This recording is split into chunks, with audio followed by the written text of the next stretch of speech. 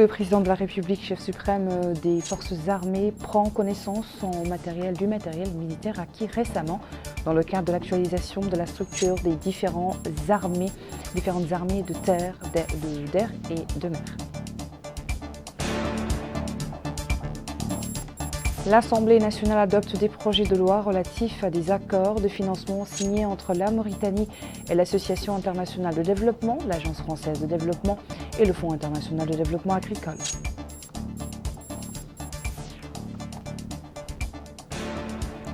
Le ministre de la Défense nationale donne le coup d'envoi des manœuvres militaires ESBAR 2024 organisées par le commandement de la Gendarmerie nationale.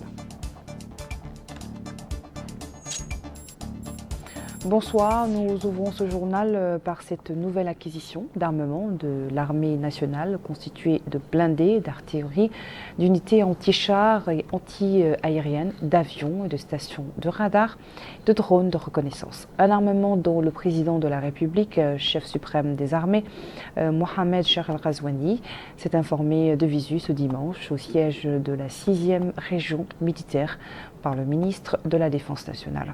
Récit de Bokar Wailaba.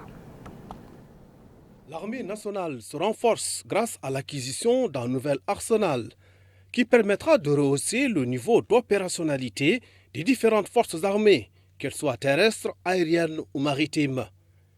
Ainsi, l'actualisation de la structure des armées de terre, de l'air et de mer est dictée par les défis géostratégiques actuels dans la sous-région et le monde.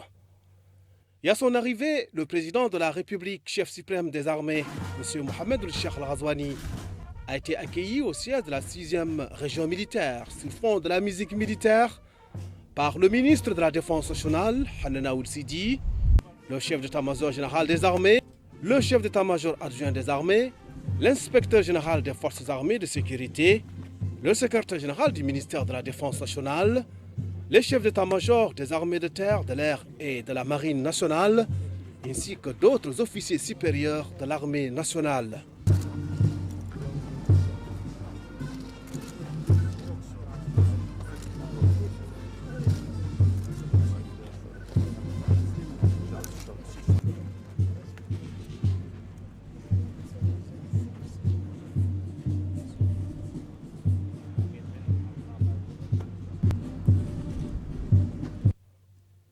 Le président de la République, chef suprême des armées, a été édifié sur les caractéristiques techniques de cet arsenal, notamment les drones de type BZK-005.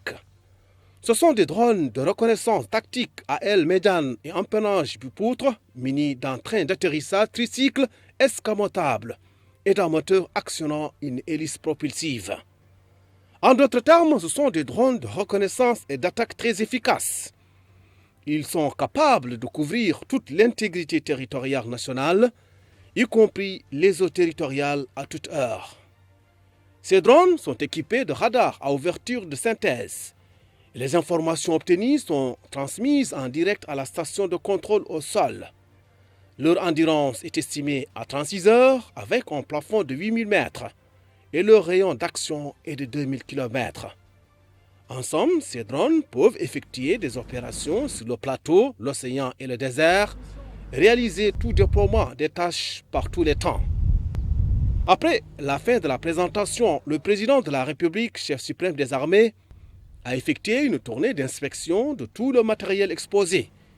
Et il a été édifié sur les caractéristiques techniques de cet arsenal, constitué d'unités blindées et d'autres pour l'artillerie, d'unités anti-chars et d'autres anti-aériennes, de stations de radar, entre autres.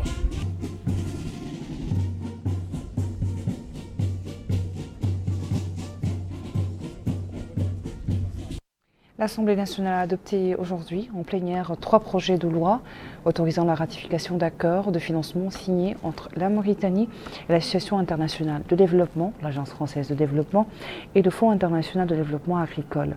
Les 3 projets de loi étaient défendus par le ministre de l'économie et du développement durable, Abdessalem Mohamed Saleh. Mohamed Khattab nous fait l'économie de cette plénière. C'est une séance plénière présidée par M. Mohamed Bombo Moguet, président de l'Assemblée nationale, qui a approuvé la ratification des 3 projets de loi relatifs aux accords de financement signés entre notre pays et l'Association internationale de développement, l'Agence française de développement et le Fonds international de développement agricole. Les conventions approuvées portent sur le développement de la gestion fiscale et de la résilience, le financement du projet intégré de mobilisation des eaux de surface, en plus du financement du projet de gestion durable, des ressources naturelles, des équipements municipaux et de l'organisation de l'élection des élus ruraux. Dans leurs différentes interventions, les députés ont salué l'importance des projets de loi susmentionnés, appréciant l'importance des objectifs annoncés dans les projets de loi, et ont exprimé leur crainte que le rythme auquel les prêts se déroulent ne ramène le pays à l'endettement dont il venait à peine de sortir. Ils ont appelé à développer un mécanisme efficace pour assurer le suivi des performances de ces projets, pour garantir que les fonds qui leur sont accordés soient dépensés pour atteindre les objectifs qui leur sont fixés et pour évaluer leurs répercussions réelles sur les bénéficiaires. Pour sa part, le ministre de l'économie et du développement durable, M. Abdeslam Mohamed Saleh, a souligné que le projet d'accord affecté au financement de la politique de développement de la gestion pénale et de la résilience fait partie du programme du président de la République, M. Mohamed Ould Cheikh Al-Qazouani, qui donne la priorité à la modernisation de l'administration en général et du secteur économique en particulier, à travers un programme préparé par le gouvernement qui comprend de vastes réformes visant à renforcer la résilience de l'économie en réduisant son exposition aux chocs extérieurs et à la réduction de la pauvreté et des inégalités. Il a déclaré que les objectifs du programme sont de renforcer les bases d'une bonne gestion des finances publiques et des dettes afin d'améliorer leur gestion et leur transparence et d'établir les bases d'une économie compétitive capable de faire face aux répercussions du changement climatique. La couverture financière totale relative à ce prêt s'élève à 36 200 000 DTS répartis en 2 prêts bonifiés. Le ministre a souligné l'importance de la poursuite des programmes de soutien aux familles nécessiteuses mis en œuvre à travers le budget général, soulignant que l'augmentation du taux de croissance à travers le développement du secteur industriel et la création de valeur ajoutée permettra à la Mauritanie de rejoindre le rang des pays sur la voie de la croissance. Quant au projet intégré de mobilisation des eaux de surface, le ministre a expliqué que ce projet s'inscrit dans le cadre du programme du président de la République qui vise à réaliser 100 barrages pour stocker les eaux de surface, soulignant que la mise en œuvre de ce projet contribuera à atteindre les objectifs spécifiés dans la stratégie nationale pour l'accès à l'eau et à l'assainissement d'ici 2030. Il a souligné que le projet vise la construction de 36 barrages pour réserver l'eau courante dans le but de développer des activités agricoles et pastorales autour de ces barrages, ainsi que la réalisation de la sécurité alimentaire du pays et l'apport d'un appui structurel pour renforcer les capacités des populations. Le ministre a passé en revue les résultats les plus importants attendus du projet, soulignant qu'il permettra d'améliorer le système alimentaire du pays en augmentant les superficies cultivées, en doublant la productivité des activités agricoles et en développant les activités horticoles pratiquées majoritairement par les femmes. Cela réduira, dit-il, également les conflits locaux potentiels grâce à la coordination entre les activités pastorales et les zones agricoles autour des bassins, des corridors pastoraux, des points d'eau et autres. Concernant le projet de loi permettant la ratification de l'avenant à l'accord signé le 15 février 2024 à Rome entre la République islamique de Mauritanie et le Fonds international de développement agricole, affecté au financement du projet de gestion durable des ressources naturelles, des équipements municipaux et l'organisation des élections des élus ruraux, signé le 23 juin 2020, il a expliqué que ce projet vise à améliorer les conditions de vie des populations à travers l'intensification des activités agricoles et pastorales, l'amélioration du niveau des activités agricoles, l'activité d'élevage, l'emploi dans les zones rurales, entre autres. Il a ajouté que les composantes du projet comprennent la gestion durable des ressources et des sols, les investissements au profit du développement municipal, la coordination, la gestion, le suivi et l'évaluation dans les zones de son intervention, soulignant qu'il vise à permettre aux pauvres des zones rurales d'avoir un accès durable aux ressources naturelles et aux équipements collectifs. Le ministre des Affaires étrangères, de la coopération et des Mauritaniens de l'extérieur, Mohamed Salem Merzouk, a eu aujourd'hui dans son bureau une séance d'entretien avec Badr Ben Hamad Ben Hamoud El Boussaïdi, ministre des Affaires étrangères du Sultanat d'Oman. L'entretien a porté sur les perspectives de la coopération fraternelle et les moyens de la promouvoir et de la développer davantage au service des intérêts des deux peuples. Esbar 2024, c'est le nom donné aux manœuvres militaires et sécuritaires organisées par le commandement de la gendarmerie nationale dans le cadre de ces manœuvres militaires et sécuritaires annuelles. Ces manœuvres lancées ce lundi par le ministre de la Défense nationale, Hanan Sidi, en compagnie de son homologue de l'Intérieur et de la décentralisation, Mohamed Ahmed Mohamed Lamine, et du chef d'état-major de la gendarmerie nationale, le général de division Abdallahi Ahmed Aïcha, se passe au sud de la capitale. Nous en dit plus, nous en dit davantage Mohamed, plutôt Moussanjay. Toutes les dispositions ont été prises pour le démarrage officiel de manœuvres militaires et sécuritaires annuelles organisées ce lundi 10 juin 2024 par le commandement de la gendarmerie nationale au sud de la capitale, précisément sur la route Nouakchott-Rosso. Ces manœuvres sont aussi organisées simultanément à Nouakchott, à Nouadhibou, à la zone Aleg et Kayedi, à Ayoun et Koubeni sous le nom de Esbar 2024. Ces manœuvres militaires et sécuritaires ont impliqué 1500 éléments répartis en 20 compagnies de véhicules blindés, de camions logistiques, de véhicules tout-terrain entièrement équipés en personnel et en matériel. Au total, on note 200 véhicules. Au programme de ces manœuvres militaires et sécuritaires de la gendarmerie nationale, Esbar 2024, une série d'exercices sur le terrain axés principalement sur le maintien de l'ordre, le respect de l'autorité de l'État, le combat rapproché, le tir et d'autres exercices. L'objectif est de mettre en valeur l'importance de cette activité militaire et sécuritaire pour assurer le maintien de l'ordre et la défense de l'intégrité territoriale. Pour marquer le démarrage officiel d'Esbar 2024, la délégation officielle, composée du ministre de la Défense nationale, M. Hanana Oussidi, en compagnie de son homologue de l'Intérieur et de la décentralisation, M. Mohamed Ahmed ou Mohamed Lamine, du chef d'état-major de la gendarmerie nationale, le général de division Abdallahi ou Ahmed Aïcha et plusieurs autres personnalités. Cette délégation a reçu des explications détaillées sur ces manœuvres militaires et sécuritaires de la gendarmerie nationale. Pour attirer l'attention des observateurs et habitants de plusieurs quartiers de 3 wilayas de Nouakchott, les unités et participants aux manœuvres Esbar 2024 ont fait le tour de la capitale Nouakchott avant de revenir au point de départ à Esbar, au sud de la capitale. L'actualité marquée par ailleurs ce lundi par la tenue d'un atelier de validation du rapport sur l'examen national volontaire des objectifs de développement durable ODD pour l'année 2024.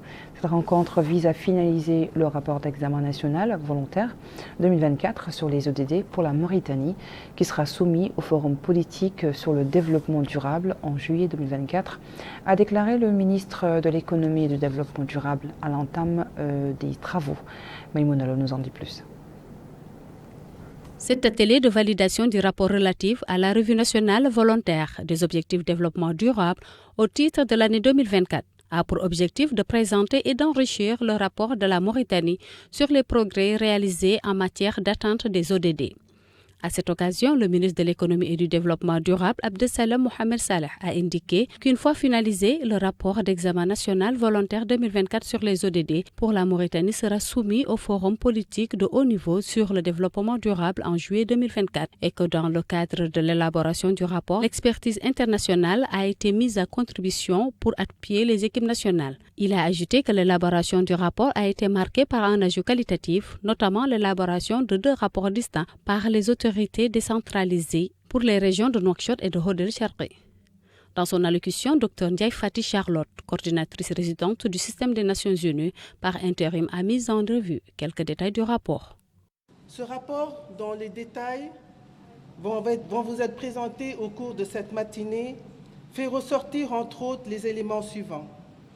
Des avancées importantes en matière de développement durable, des progrès substantiels en termes de croissance économique et de réduction de la pauvreté et du renforcement du cadre institutionnel et réglementaire qui ont pu être constatés depuis 2015. À titre d'exemple, le rapport mentionne que les dépenses d'assistance sociale ont atteint 7,5% du PIB et les dispositifs actuels de protection sociale concernent 47% du quintile le plus pauvre. Évoquant le rappel du processus, la représentante résidente du PNUD, Gozd Avessi-Legrand, indique que les échanges étaient fructueux. Le processus a été intense et riche en dialogue. Elle était aussi riche en concertation, consultation, recherche et analyses diverses. Depuis le lancement du processus, une équipe de consultants sous le colis technique de la direction des stratégies et politiques du développement du ministère de l'économie et du développement durable ont facilité le processus.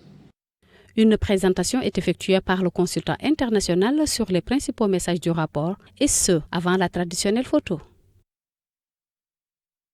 Et dans le domaine des NTIC, il était question aujourd'hui du lancement par le ministère de la Transformation numérique, de l'innovation et de la modernisation de l'administration de programmes de formation dans le domaine de la fibre optique au profit des jeunes titulaires de BTS et de BT des centres de formation professionnelle en Mauritanie. Le ministère organise cette formation en partenariat avec le ministère de l'Emploi et de la formation professionnelle, l'Institut supérieur de la numérisation, Huawei et Move Mauritanie. Aminata Khan. Programme de formation dans le domaine de la fibre optique destiné aux diplômés des instituts de formation professionnelle.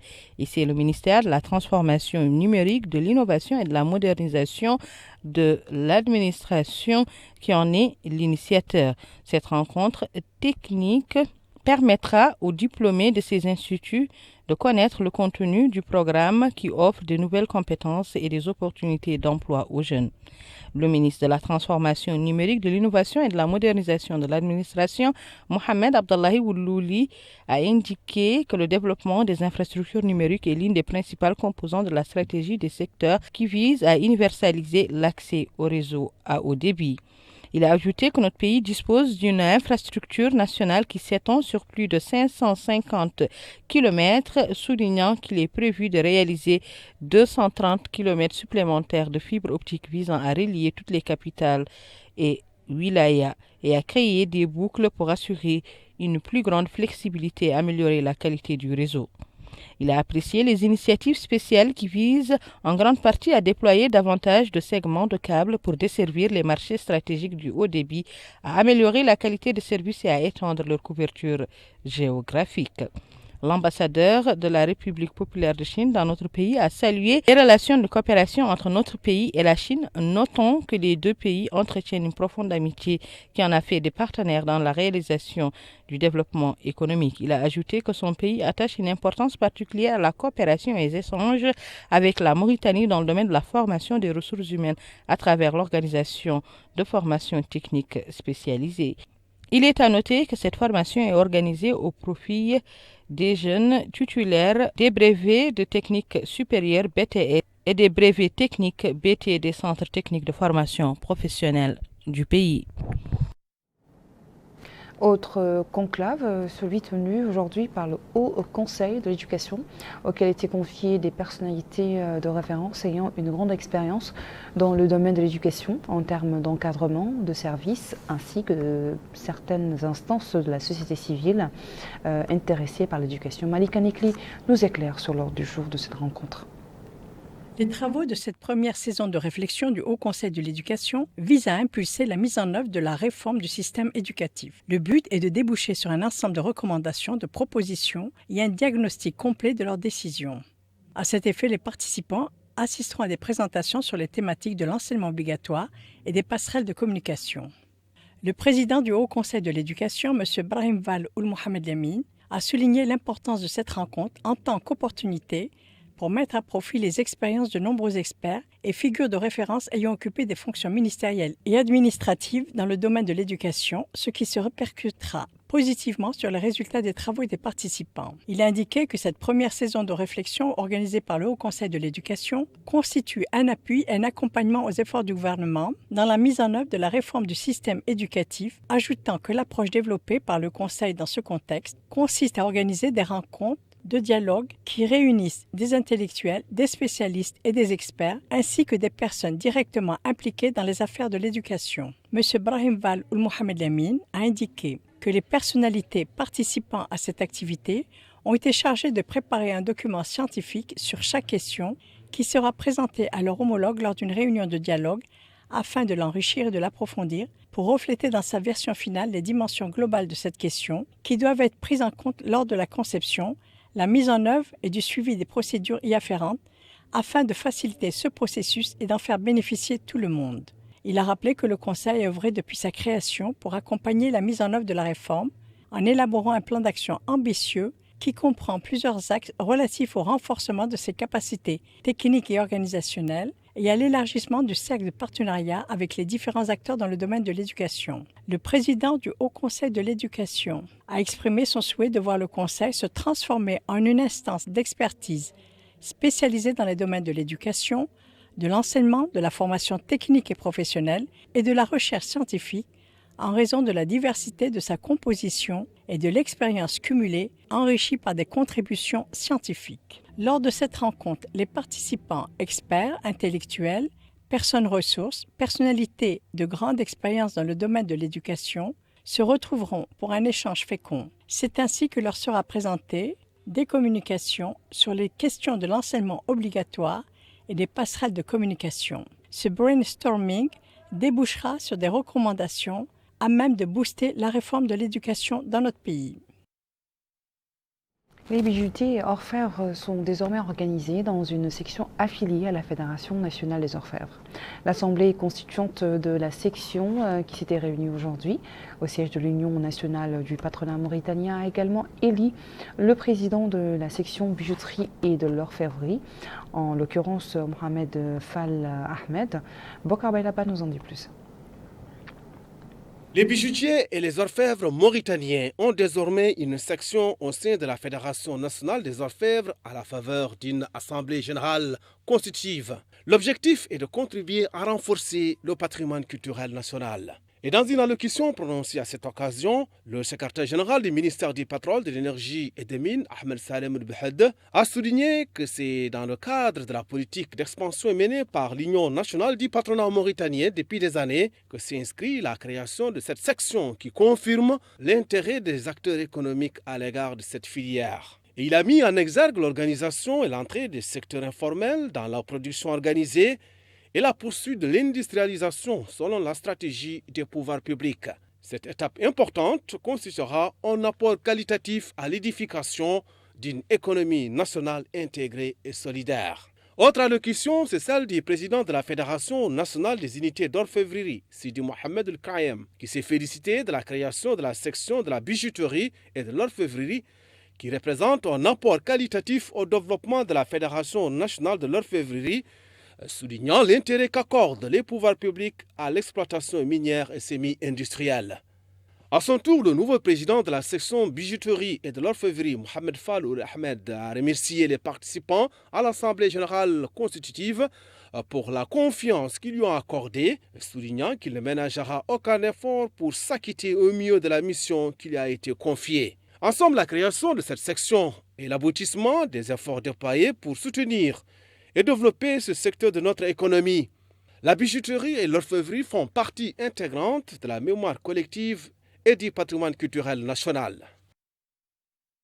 Nouadhibou commémore la journée mondiale des océans. Le ministère de l'Environnement vise à travers cette célébration organisée sous le thème Réveillons de nouvelles profondeurs à mettre en exergue le rôle des océans et leur importance dans la régulation plutôt du climat. Yedalifal. 1992, une journée mondiale de l'océan a été lancée et coïncide avec le 8 juin de chaque année. À Nouadhibou, cette journée a été marquée par une manifestation organisée par le ministère de l'Environnement et du Développement durable et sous la supervision du secrétaire général de ce département, en présence du Wali de Nouadhibou et du secrétaire général de l'autorité de la zone franche de Nouadhibou. L'assistance a eu droit à des exposés sur l'importance de protéger les océans. Dans un mot prononcé à cette occasion, le secrétaire général du ministère de l'Environnement a déclaré que la protection de l'environnement est un engagement fort du président de la République, M. Mohamed Cheikh Al-Qazouani. M. Idoumou Abdi a souligné que le département de l'environnement met tout en œuvre pour arriver à cette fin et que dans un programme ambitieux, le département de l'environnement a décidé d'inclure la baie de l'Étoile comme réserve marine. Il a rappelé que la Mauritanie protège 10% de ses zones marines et sahéliennes. Quant au maire adjoint de la ville de Dakhlet Nouadhibou, il a loué ce genre d'initiative qui vise à protéger l'environnement. Il a souligné que la conscientisation des populations sur cette problématique est d'une importance capitale pour le bien-être de la population. La vice-adjointe du réseau des organisations de la société civile de Dakhlet Nouadhibou a également appelé les organisations de la société civile à resserrer les rangs et doubler les efforts pour protéger l'environnement. La délégation a ensuite visité une école pour s'enquérir des leçons sur l'environnement données dans cet établissement. Sur place, la délégation a pu suivre des exposés dans ce sens. Éveiller de nouvelles profondeurs était le terme de cette journée. Une dernière nouvelle consacrée aux arts martiaux avant de clôturer cette édition. Il s'agit plus précisément du championnat national de taekwondo qui s'est achevé dimanche soir au stade olympique de Nouakchott après 3 jours de compétition couronné par la remise d'assestations et de médailles aux vainqueurs du tournoi. Le tournoi organisé par la Fédération nationale mauritanienne de taekwondo sous l'égide du ministère de la Culture, de la Jeunesse, des Sports et des Relations avec le Parlement, avec le comité de soutien du comité national olympique et de la Société nationale de l'industrie industrielle et minière à la vue de la participation de 250 concurrents des 2 sexes âgés de 12 à 30 ans. Voilà qui met fin à notre journal. Merci à vous de nous avoir suivis. Le rappel des titres à la une. Le président de la République, chef suprême des armées, prend connaissance du matériel militaire acquis récemment dans le cadre de l'actualisation de la structure des différentes armées de terre, de l'air et de mer.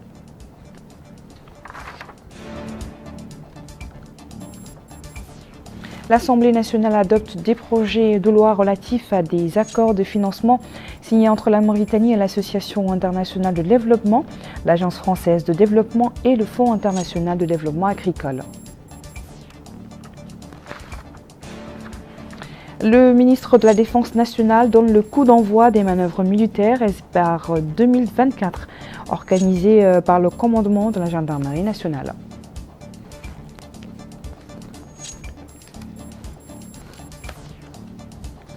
Je vous retrouve dans quelques instants pour votre émission Zoom sur. Restez avec nous.